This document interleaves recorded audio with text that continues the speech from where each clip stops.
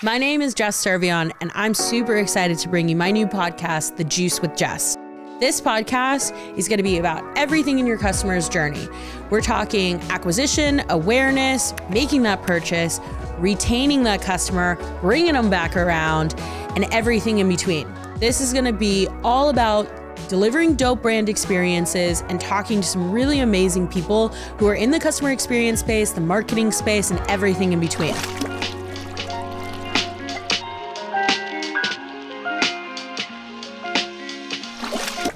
And welcome back to another episode of The Juice with Jess. I am Jess, and this week I am joined by Madison Must, one of my dear CX friends that we've never actually met in person, but we met in a CX Discord. I feel like I can tell everybody who you are, but I kind of want you to tell everybody who you are. Yeah, sure. I'd love to. Well, thanks for having me. First of all, I love the name Juice with Jess. That's Juice box. Incredible. My name is Madison Must. I have been in the CX world for a couple of years now. So I got my start in CX at a startup called Terra Kaffe. So based out of Brooklyn, New York. And at the time I started, I think there were only less than 5 people. I was hire number 5. It was super early on. I actually found the job through AngelList, which is old school. I don't know if you remember them. I remember. I'm startup. A millennial. Okay. Don't let the Botox fool you. Okay. I'm old. So older school older school way of finding startups. I couldn't really get a job through LinkedIn because prior to startups, I was a wedding photographer, owned my own business, can chat about all that in the way that it was its own CX. But yeah, I was lucky enough to kind of grow through CX at Terra Kaffe. I did start out in a very entry level associate role. I was taking on the phone calls, cleaning coffee grounds out of machines with my bare hands. It was very unglamorous, but just so much fun. Yeah. And my first, real startup experience. So I loved it and was able to really grow throughout that role, but also grow my team. And ended up, my final role there was director of customer experience at Terra Kaffe. So nice. Amazing experience. I was 3.5 years. And now I am at a startup called Sundays for Dogs, which is a dog food subscription startup and leading member experience there. Yeah. That's my kind of professional spiel. Well, again, thank you so much for coming on. I'm super excited to dive into your experience because I think we actually have a very similar experience, becoming from a creative background, moving into customer experience, startups. I know that founding employee moment. I also was number 4 at Feastables and started the customer experience department there. So I know the trials and tribulations of that moment. Yeah. But for the audience, let's dive in a little bit to your background. So you got your first start in CX at Terra Kaffe, and that was your first job in CX. Did you know at the time what CX was? Definitely not. I think I had an understanding of old school customer service, but I didn't really make the connection until I was reading through the listing and, I was really doing research on the company and just kind of realizing this company sells, luxurious espresso machines. It's not like your Nespresso kind of lower price point. They're definitely ranging in the $1,000 plus range. So in my mind, I'm okay, this is a customer that has a really high bar, expects a lot of the experiences. So that was my kind of introduction into it. But what was interesting about that is, I thought there would be a lot of really bougie, rich customers, and we definitely had those, but it was actually a lot of just families, people who lived in the Midwest, had saved up, and they would tell us they saved up for literally over a year. So it was almost like the bar was even higher because there was so much emotion and just consideration wrapped up in the product. So it was a really interesting kind of customer experience to have to deliver on. Yeah. Yeah. That's really, people say it's the Tesla of coffee machines, but it feels really the Rolls Royce of coffee machines. Yeah. That's amazing. So I really want to ask you this question because I know this from Feastables too. What was it like working for a company that puts such a strong emphasis on customer experience, but from the beginning? Yeah, that's such a good question. And it was so cool because I mentioned like I was hire number 5 and then my manager, and she was leading CX and still is leading CX at Terra Kaffe. Her name is Kate. She was essentially like hire number 3, one of the very foundational kind of employees who not only built the customer experience, but had a lot to do with just the culture, the way that the company kind of worked. She's really close with the CEO. So it was this really cool partnership of them as kind of a duo, and her being able to always like bring it into our strategy. So like an example of that is really early on when I started, we were launching our very first like own machine that we had built from the ground up. We already had our hero product, which was doing really well. But because, you know, Kate, my manager, was there, I was there really early on. We did customer surveys, incorporated a ton of that feedback actually into the product launch of this V2 that just recently started shipping. So that was really exciting. But yeah, it was like a direct correlation and direct impact on like customers were literally telling us things in conversations and we were able to put it into a new product.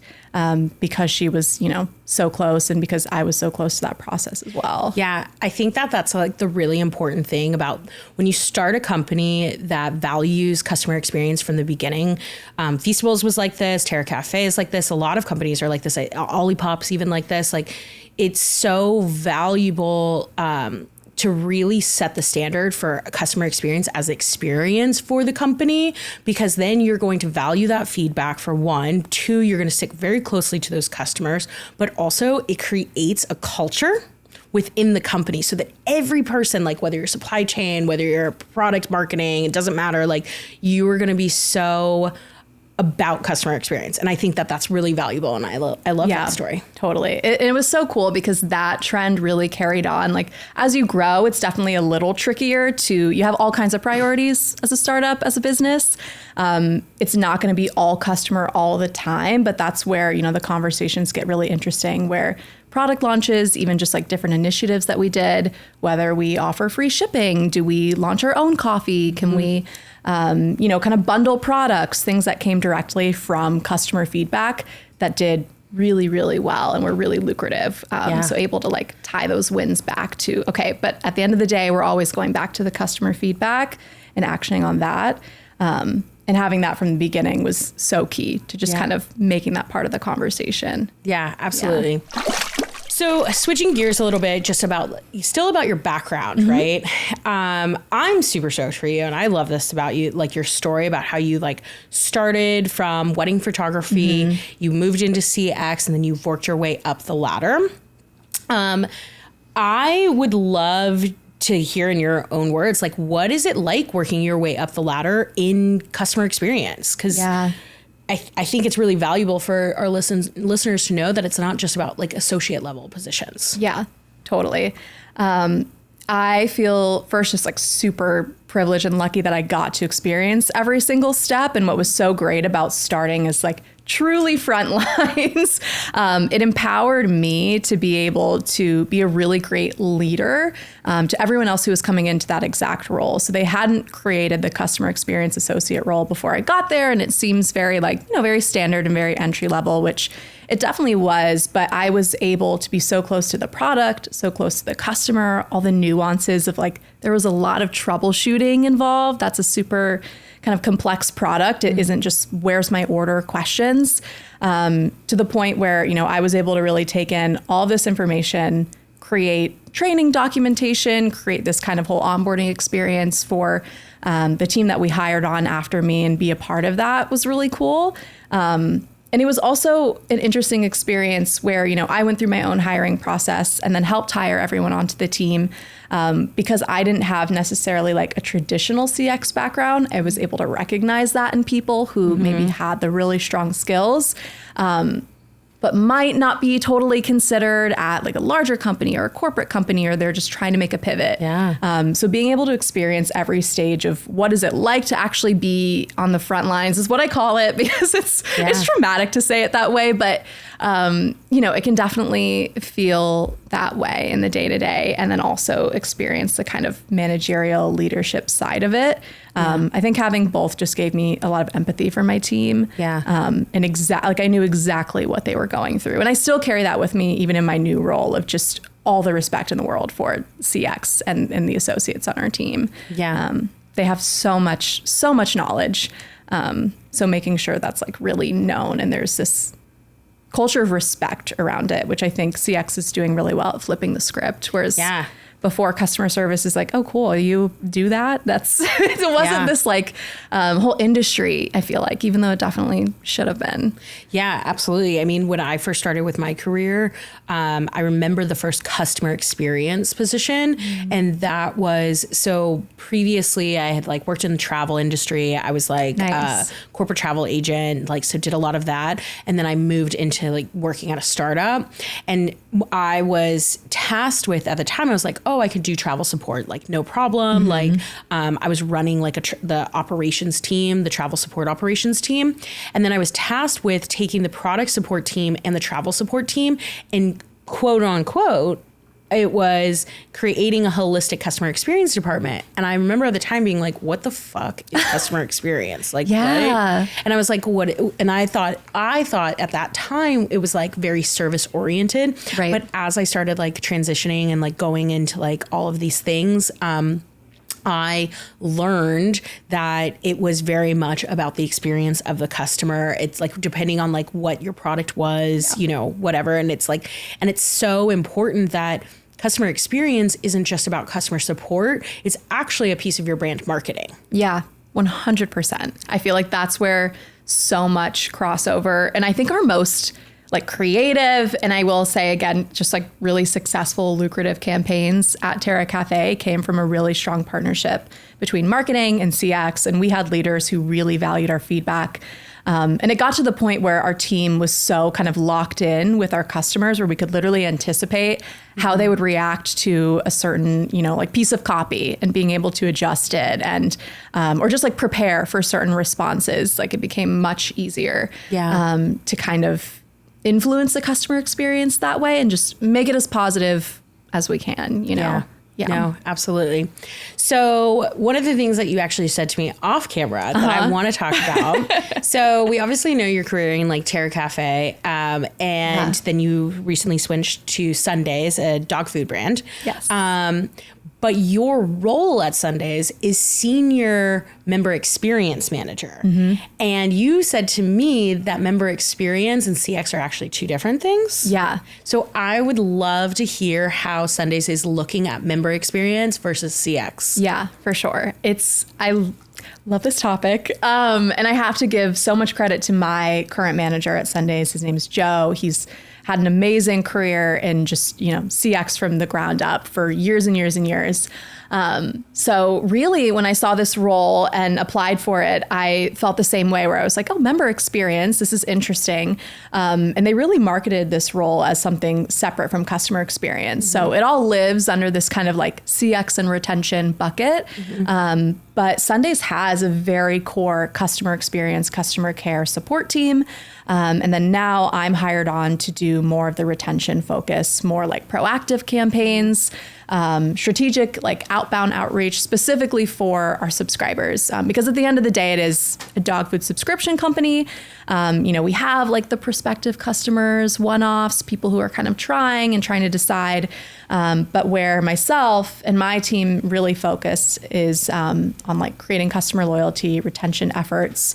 And I'm actually now hiring out like a whole squad of MX associates, which is really cool. It's really unique in the way that they're doing it, because I think oftentimes retention can live like under marketing. It makes a lot of sense. We have our own kind of like life cycle retention efforts there. But what's cool is there's a lot of overlap encouraged between like the customer support, customer experience, life cycle. And it's this nice like middle ground where we're kind of taking all of that and making improvements across the customer journey. But it's starting from a place of like customer feedback, insights, part of my team will be a few members from the existing CX team. So it's really cool and really unique how that's all kind of living under CX. And I think it makes a lot of sense too. Yeah. Yeah. Yeah. No, I agree with you. I think that's really awesome. I also want to touch on this point because you brought this up, that like CX sometimes like falls under marketing often, but I think in every organization it's very different. Yeah. Like when I was in B2B previously, before being in e-com, I actually reported into like business operations. And then I reported into product marketing and management. Okay. Right. Yeah. And then when I moved like a very series of companies, like different places, sales, like this place, marketing, all these things, and B2B. But then when I moved into like e-com, right, the CX department was its own. Yeah. That's so interesting. Which I actually like a lot better. Same. That the CX department is its own, but I know it's not like that in every organization. But I do agree with you that like if it's not like that in every organization, then it should sit with the marketing team as much as possible, because it is a part of brand marketing. Right. Yeah. And then you really get the influence over pre-purchase customer experience, post, it's not just when something goes wrong. CX is really able to have that influence over every single touch point, making sure the narrative is consistent, it makes sense. But same here, like both organizations I've been a part of, CX kind of stands alone, and the people leading it and overseeing it just have a really, really positive relationship with the senior leadership team and the CEO, which I think goes a very long way for kind of prioritizing retention efforts. Yeah. But it's tricky, because there is such a focus on acquisition, and for good reason at early startups. But I feel like Sundays is really kind of turning a corner on prioritizing this across the business. So there's been a lot of excitement around it. And part of it is like the literal creation of these roles where you're investing money and investing in people to kind of do these retention efforts. Yeah. Yeah. And I also think you hit on a good point though, like from the acquisition point of view, like that is still a customer experience though. Yeah. Again, it's a great experience. Your CX is so great. That phrase is so last season at this point, because at Customer, we believe in delivering incredible customer experiences. Introducing KIQ Agent Assist, the ultimate CX team AI sidekick built on our CRM to give agents superhero capabilities and efficiency. When building KIQ Agent Assist, we had goals: get rid of long customer wait times and increase the speed of customer resolution. Provide the CS team with real-time data for personalized prompts, delegate mundane tasks for AI, and free up your agents. But we didn't stop there. We wanted to deliver more. Check out KIQ Agent Assist amazing features, the suggested responses, the automatic two-way translation in 53 languages, and conversation summaries. Upgrade your customer experience with KIQ Agent Assist. Try it today and see the difference. Customer delivering incredible CX every time. I'm interested to hear, I'm still stuck on the fact that like you've had like such an interesting career, right? Like, I'm gonna be honest with you. I don't think it's random. I think it's like, I'm very similar in that way. And I think a lot of people that get into this world are very similar. I'm just really interested though, like how was it transitioning from Terra Kaffe to Sundays? Going from this like, Tesla of coffee machines to dog food company that and dogs are family members, Yes, 100%. There's actually a lot of really interesting parallels. And I think that's part of when you interview somewhere, you're just really looking for the connections. And it was actually easier to find that than I thought. Whereas like first, just the way both companies position themselves as, even though people are paying a premium for the products, when you do the research into the category, they actually are these really nice kind of best of both world options where like Terra Kaffe isn't necessarily an espresso, but there are like $10,000 espresso machines that if you're a coffee nerd, like that's what you're going for. You're really buying that.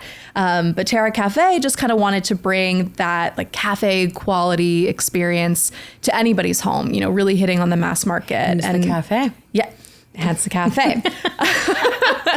And Sundays is similar where it's like, it's not meant to be a niche product. It's meant to be for like the everyday pet owner who really wants a better option for their pets and for their dogs specifically, but is realistic about the fact that, I'm door dashing 3 times a week. Am I really going to be taking things out of the freezer and thawing it and making it for my dog? Like, I have the best intentions, but what's the reality of that? So it really combines the quality convenience thing.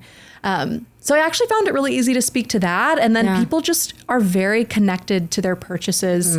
Of course, it depends on the company and the product, but it's like innately understanding that and just kind of the why behind customers and their feelings about your brand and the product. And like, I can empathize with saving up for something for a really long time. And then you have the whole emotional element of this is your family, this is your pet. So I was actually able to see a lot of crossover in it. So transitioning over, it's been really cool to bring some of those lessons into Sundays, but the model is actually pretty different, which has been like the most interesting part, going from, TK had subscription, it just wasn't the bread and butter, to now going to a company where that's literally the whole thing is getting people to come back and purchase.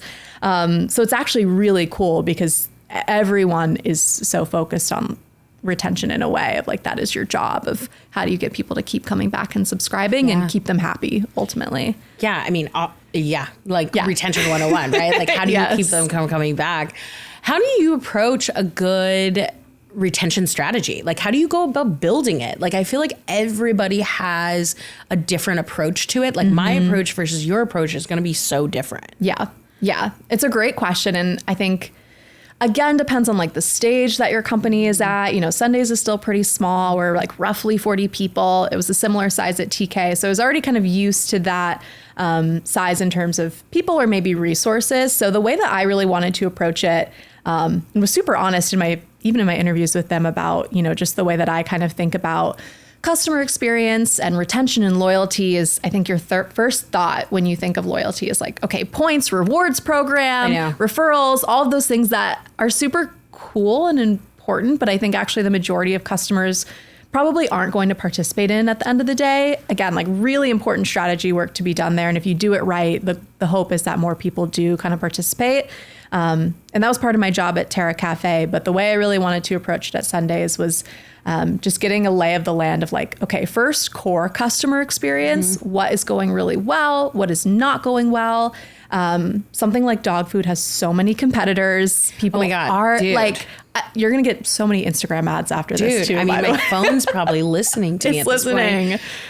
Yeah, I don't have a dog, but Yeah, you will get, and even just being in the D2C like e-commerce world, I'm sure that's like the pet industry has been blowing up and people have a million different options. So before we can kind of ask them to keep spending money with us and, come back and share with their friends, we really have to get that core customer experience right. And I think inevitably at startups, there's just things that like can be improved and there's a lot of white space, which is exciting. So my approach is like start there and then you can build on the really cool things like surprise and delight, swag, loyalty. And it'll go even farther because you have the foundations really right. Yeah.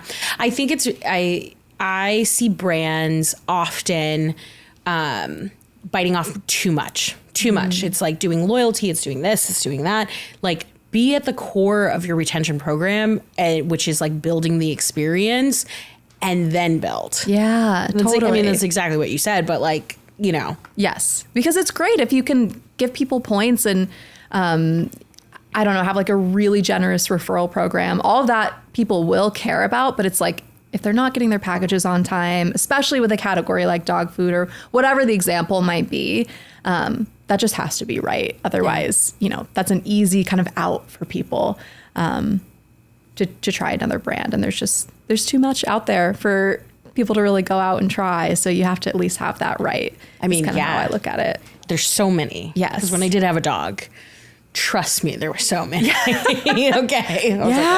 Totally. Yeah. And it's like, I think it's hard too for customers to differentiate and we just kind of assume that they know as much as we do. And it's like, they don't care about the value prop or this specific ingredient. I think for a lot of people, if there's just like something really wrong with delivery or website's hard to use or they can't get in touch with someone, it just kind of goes out the window, unfortunately. Right. Absolutely. So I'm interested to know from like your perspective, what other brands do you think that you consume, right, that you're a consumer of, has a really good retention strategy? That's a great question. So I have an answer to this that has changed over time. I used to be all about Chipotle, all about their rewards program. Yeah. I was like, this is so generous. This is so genius. It was a really basic like points program, but the way they had it set up, they had an app for it. It was really seamless. And they had really, really high touch support where it was super easy to get in touch with someone when they like inevitably messed up your order and forgot 5 things, and you're like, okay, it's fine. Every time. Because I know they're going to take care of me. I know they're going to make it right. Right. Getting a response immediately. They would add points to your account. It was just very generous. And then over time, they ended up kind of changing the model of how they did it, because I'm assuming it wasn't super sustainable. But now it's like much harder to get in touch. There's more of a chatbot element, not as much like human support. And then they just made it like a little bit harder to kind of every time you were coming back and repurchasing, it just didn't count for as much. So I know you asked me for a good example. I mean, they started out really great. And I think it's just an example of, all companies have to iterate, but just kind of that strategy and how like I found myself reacting the way any consumer would of like, oh, well, it was actually really nice to talk to someone when you missed my corn and would give me a whole free entree for it. And even if it's not just sustainable, your corn. just corn. I'm that person who's I asked for extra. But just some kind of middle ground where it's like people can still reach out even if you're not throwing money at them, like some kind of mix of support and loyalty strategy combined. Yeah. I felt like they were doing it really well, and maybe it'll change. Who knows? Yeah. Maybe they'll listen to this podcast. Yeah, maybe. Chipotle, shout out to you. I recently had a really terrible, like not just customer experience, but like retention experience even. Yeah. I'm not going to name names about this, but your Chipotle story reminded me of this. But I had a suitcase that I've had for many years. Okay. And this suitcase at this point, like it's time. We got to retire this suitcase. Okay. Yeah. And I reached out to a company and I was like, hey, like, this isn't working, these things, like there's like certain features that it no longer has, like the replacement one, they don't have the color, like all this stuff. And I was like, okay, like disappointment. And then I was like, okay, well, can I order this one in this color, but I'm going to have 2 in the same house. So can I like pay to personalize it? And they were just like constantly combating me about it. Yeah. And it's not even about like the experience of it, but now, I mean, yeah, that was like bad, but now I'm like, you won't even work with me on like trying to like, I'm telling you I have a problem. Yeah. I'm getting something new from you. I'm willing to pay for this like additional thing, even though you're covering like the whole replacement of this product. Yeah. I was super excited about you replacing the whole thing, but like this one feature, I can't even like pay for it.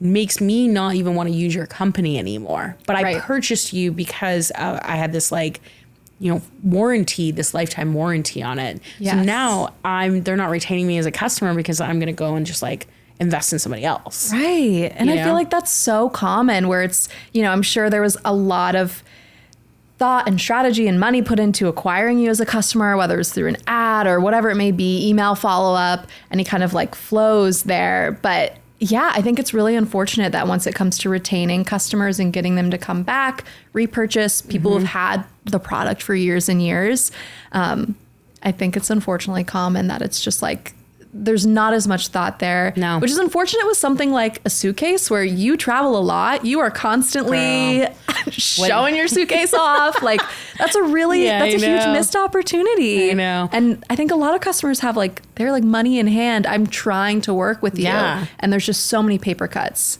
I know. And I think even being like CX people, we have more empathy. You know what I mean? Like, but I also have high expectations. Exactly. Right? Like, I was going to say. Incredibly high expectations. Yes. But I have high empathy. Right. Switching gears completely, not about retention, not about CX. Well, this is still about CX, but I'm really interested to know if like Terra Kaffe or even Sundays has any like, are you guys leveraging AI in your programs? Yes. Great question. Tell me. And yeah, I love it. AI, by the way. That she's feels a stand like a for AI. saucy thing to say, but I'll say it. Hot take. I feel like it's moving. I don't know. I love when CX people are really pumped about it. And I could do a whole like sidebar on it, which I won't. But yes, so we use AI at Terra Kaffe. And we are at Sundays, we're implementing it as well, which is really exciting to me. One of the like last big projects before I left TK was setting up a conversational AI tool. Nice. And that completely changed the business. Because up until that point, we didn't even really utilize any kind of like chatbot on our site that didn't go super well, or any sometimes CRM tools have their built-in AI. It might not be as kind of robust, but we weren't doing anything. We just had a fully in-house team, full-time, Brooklyn based, and they were amazing, super locked in. But as far as the scale and those really wrote just where are my order questions, it got really hard to keep up. Yeah. And so that tool was huge as far as just handling volume, but doing it in a way that still felt branded and high touch and personal, and let our human team really take on the nitty gritty interactions, troubleshooting, things we wanted a human eye on. Yeah. It was a huge help there. And then, Sundays is implementing it as far as a chat bot, kind of chat companion that lives on the site, and then it hands off to live chat. So that's an exciting new channel. Yeah. But also really personifying it. So it's not this just kind of, I feel like when people hear chatbot, it's just, I don't personally love them either. It can feel really robotic or scripted, or just you're pressing the same button, not able to get what you want out of it. But I really see AI and CX kind of moving into a more personalized direction. It feels more like a branded experience. So the AI at Sundays is, we're branding it as a dog, it's Buddy the dog who's talking to you about your dog. It's cute, it's delightful, people like it. It's better than, it's better than Clippy or whatever people have for their AI persona. But I really like that aspect of it, because you can still delight people with that. And it's a self-service tool, I think, is how we should be looking at it. Absolutely. I mean, this kind of leads me into one of the next questions I'm going to ask you, but I believe that I'm such a person that I will implement AI. I don't think AI is coming for somebody's job. Because at times you can really, my belief is that you can utilize AI to kind of get rid of those tier 1 types of questions, right? Mm-hmm. Where's my order, or product info, or things like that. And then your team has the ability to deliver a more humanized experience, because they have more time to actually sort through them. I'm dealing with one of my freelance clients, they have a backlog of 900 tickets. Wow. And I was doing an audit of their site and looking through things. And I'm well, why do you have an email call out, a contact us form, plus this chatbot that's not really built out? Yeah. And you're not even sending them to the FAQ page. You honestly, what we should be thinking about in a good customer experience and a good support experience is very much, how can I help my customer service themselves? And it's not taking away that agent away from them, but it's training your consumer to educate themselves. Right. Exactly. And that's what I think AI will help do. Right. Yeah. Wow, I just went on a tangent myself. It's super, I love it. I agree. It's just supplemental to your current kind of CX strategy. I think about it in a similar way where, companies have a hybrid in-house and then BPO team that they're using. It's just different ways of making sure your customer gets what they need. And I see AI as something really similar, where you're just adding that on, because different customers want to interact with you on different channels, on their own time, off hours, and it's just giving people options.